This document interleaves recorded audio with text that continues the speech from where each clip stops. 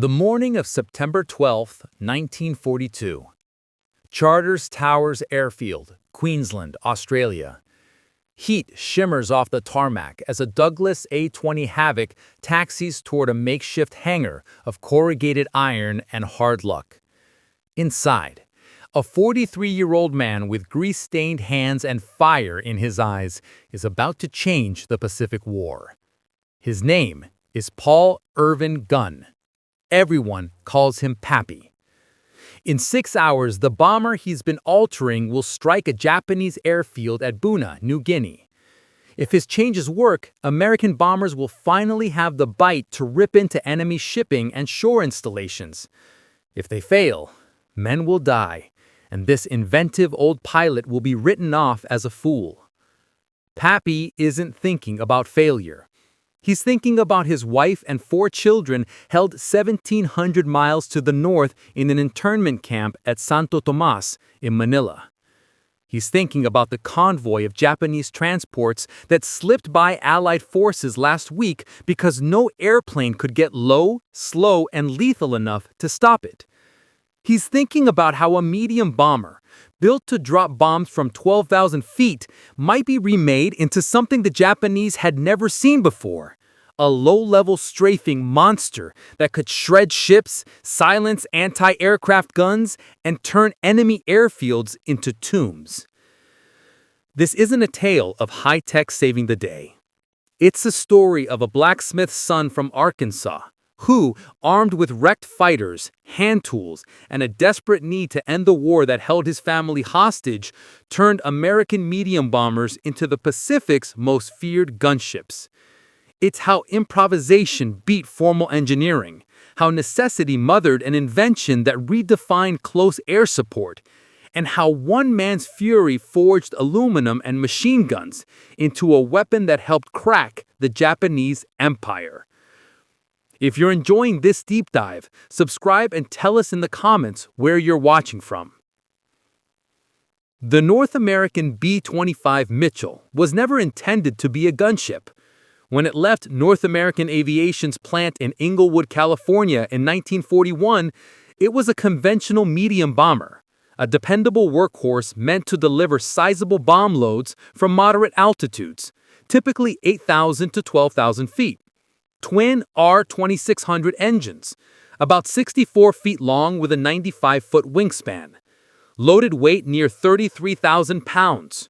Top speed roughly 230 miles per hour.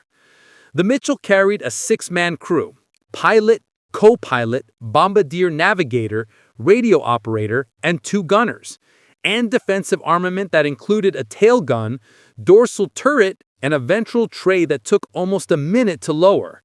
In a low-altitude fight, that delay could be fatal. The B-25 was solid and proven, but in the jungles and islands of the Southwest Pacific in 1942, it was ill-suited for the missions being asked of it. In New Guinea and the Solomons, altitude was often a liability.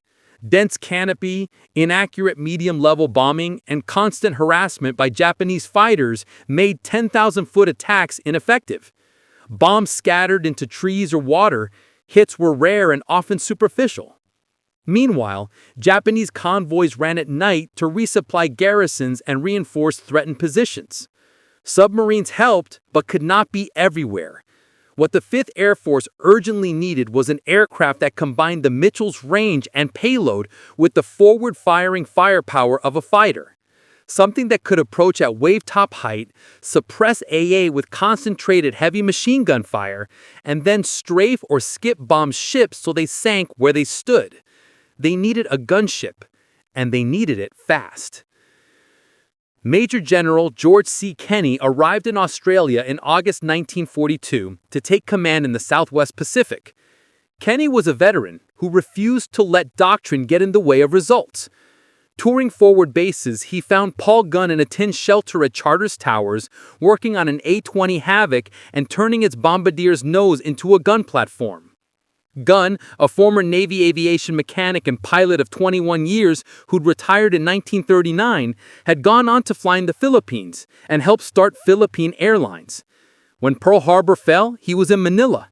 He joined Army Air Force's efforts there, flew daring low-level evacuation and supply missions, survived being shot down, and eventually escaped to Australia. He left behind his wife Clara Louise and their children, interned at Santo Tomas, where they would suffer for years. At Charters Towers, Gunn told Kenny he was mounting 4.50 caliber Browning M2 machine guns in the bombardier's nose, replacing the plexiglass with metal, adding ammo stowage, and reworking bomb racks to carry small parachute-retarded fragmentation bombs. Where did the guns come from? From wrecked P-40s and P-39s scattered across airfields, salvaged parts, repurposed hardware. The 5th Air Force had a chronic shortage of 50s. Gunn improvised. He scrounged, fabricated mounts, tested, adjusted, and tested again because making it work was the only option. Impressed, Kenny put him on his personal staff as a special projects officer and gave him a blunt order: convert more aircraft, make them deadlier, and do it quickly. Gunn set to work with a fierce urgency. He modified A-20s into effective low-level strafers. The parafrag bombs he used would float down over parked planes and fuel dumps, showering them with fragments and incendiary effects. The nose guns shredded aircraft and suppressed anti-aircraft crews. On September 12, 1942, those converted A-20s attacked Buna and exceeded expectations. Low, fast, and brutal, they left wreckage and fire in their wake. Kenny wanted the same firepower on the B-25. That was harder. The B-25 was larger, its aerodynamics and structure more complex. Adding heavy guns and ammo to the nose changed center of gravity and handling, and gun recoil had to be dealt with. Gunn worked with Jack Fox, North American Aviation's technical rep at Charters Towers, who sent drawings back to the Long Beach factory as the theater awaited more B-25s. When enough B-25s arrived, Kenny authorized the formal conversion program.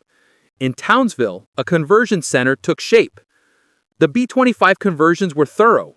The glass bombardier nose was removed and replaced with metal. 4.50s went on the nose, with another 4 in underwing blisters or fuselage packs. Some aircraft gained cheek guns and synchronized dorsal guns, so forward firepower multiplied. Configurations varied, but some Mitchells carried 10, 12, or more forward-firing .50s. In extreme cases, crews could bring a dozen or more heavy machine guns to bear. Each .50 fired roughly 850 rounds per minute.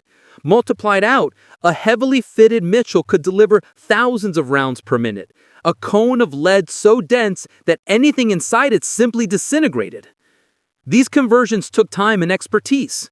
Each airframe required careful modification, guns had to be aligned, ammo feeds installed, and pilots trained to handle a nose-heavy, differently behaving bomber. But when squadrons of Straits or Mitchells were ready, in early 1943, their effect was catastrophic for the enemy, never more so than at the Battle of the Bismar Sea. In early March 1943, Allied intelligence tracked a large Japanese convoy, 8 transports carrying nearly 7,000 troops, escorted by several destroyers, steaming from Rabaul toward Lae, New Guinea. If those troops reached Lae, Allied ground forces faced a dire situation. Kenny assembled the air forces, B-17s for high-level bombing, conventional and converted B-25s, modified A-20s, and P-38s for escort and scouting. The tactic would be skip bombing, approaching wave top, releasing 500-pound bombs on a shallow trajectory so they skipped across the water and struck ships at or below the waterline. Skip bombing demanded extreme courage. Pilots came in at feet above the waves, threw intense AA fire, timed the release perfectly, and pulled out. They needed aircraft that could suppress AA long enough for the bombers to deliver and escape. Exactly what gun strafers provided. On March 3, 1943, in poor weather that helped conceal Allied approach, the converted B-25s and A-20s closed the convoy at treetop and wavetop altitude. The strafers opened up. Concentrated .50 caliber fire tore through gun crews, superstructures, and light armor, suppressing enemy defenders. In that window, skip bombers released their loads.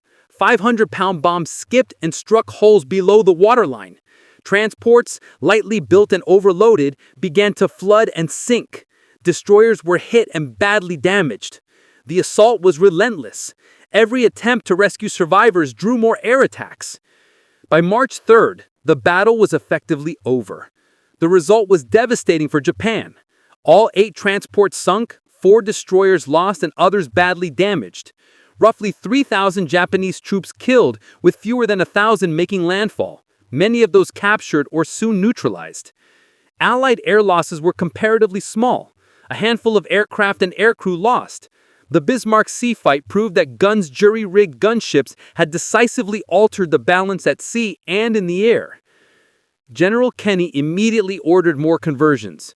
What began as one mechanic's desperate improvisation had matured into a sustained program that multiplied Allied striking power across the Southwest Pacific. Pappy Gunn had married necessity to craft, and in doing so,